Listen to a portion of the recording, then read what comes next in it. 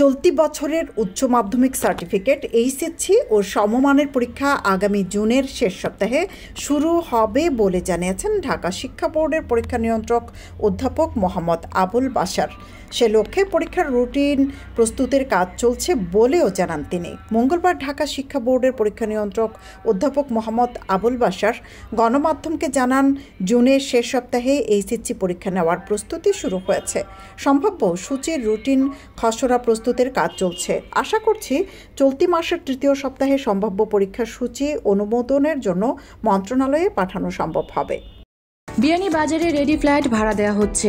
পৌর শহরের টিএনটি রোডে ইবনে আল মতিন টাওয়ারে শিশুদের জন্য বিনোদন, সুসজ্জিত বেডরুম, রুচিশীল balcony, kitchen, dining, lift, CCTV, বিশাল পার্কিং ও ছাদ সহ থাকছে আধুনিক সুবিধা।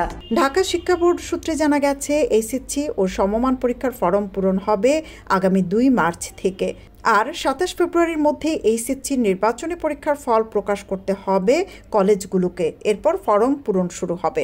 এদিকে 2024 সালের এইচএসসি ও সমমানের পরীক্ষা শুরু হয়েছিল গত 30 জুন। তবে আন্দোলনের জেরে মাঝপথে এ পরীক্ষা স্থগিত হয়।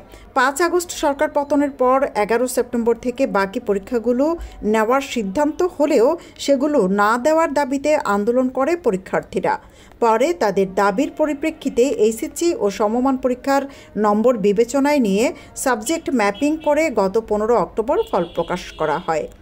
সৈয়দা আখি হক, এবিটিভি।